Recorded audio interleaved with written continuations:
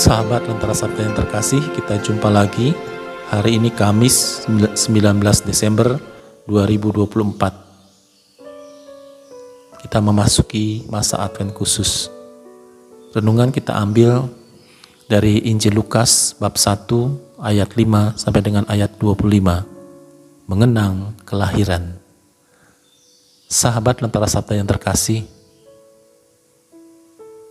kelahiran merupakan sesuatu yang diharapkan, terutama bagi keluarga-keluarga. Dengan kelahiran, maka membawa sukacita dan pengharapan, rasa syukur bagi keluarga itu. Demikian juga, kalau kita mengenang kelahiran kita masing-masing, kita bersyukur kepada Tuhan, karena kita dipercaya untuk hidup di dunia ini. Bisa jadi ada orang yang tidak dipercaya hidup di dunia ini, maka tidak dilahirkan.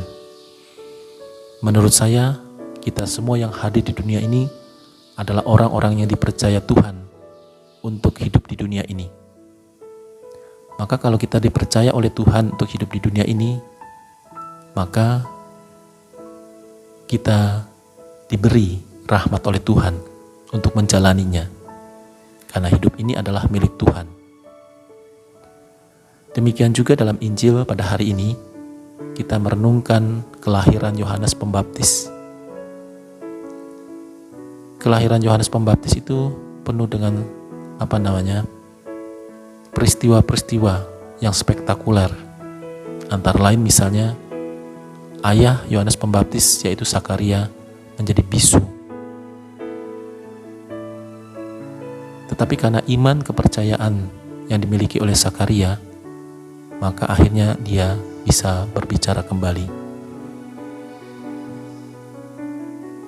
Kelahiran Yohanes Pembaptis bagi keluarganya membawa banyak berkat. Dengan kelahirannya maka ayahnya yang bisu tadi bisa berbicara kembali. Dengan kelahirannya maka dia menjadi pembuka jalan bagi kelahiran Mesias. Dengan kelahirannya, maka banyak orang bertobat, mengikuti dan percaya kepada Tuhan. Sahabat Lentera Sabda yang terkasih, semoga kelahiran kita juga membawa berkat bagi kehidupan kita bersama. Kalau kelahiran kita tidak membawa berkat, maka sebetulnya kita gagal hidup di dunia ini.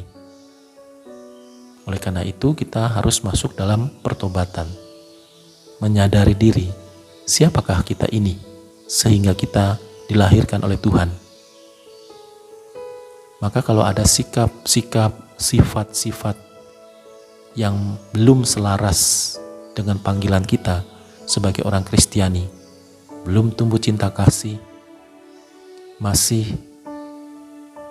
mengutamakan kesombongan,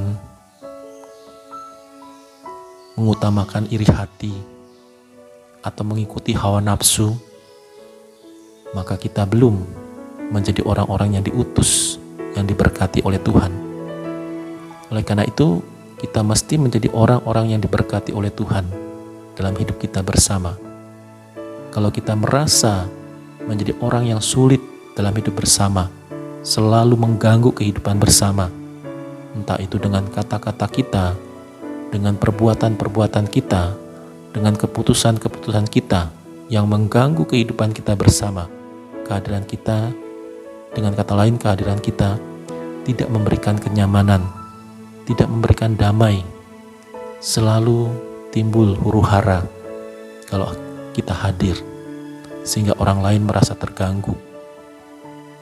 Atau kita merasa sombong, kita merasa lebih mampu dalam segala hal dari orang lain. Kemarin saya secara tidak sengaja melihat YouTube. Ya, di sana ditampilkan ada satu mobil dan satu motor. Lalu mereka berada di persimpangan, belokan. motornya mau ke kiri, mobilnya juga mau ke kanan. Maka hampir saja dua kendaraan itu bertabrakan. Apa yang terjadi? Orang yang di dalam mobil itu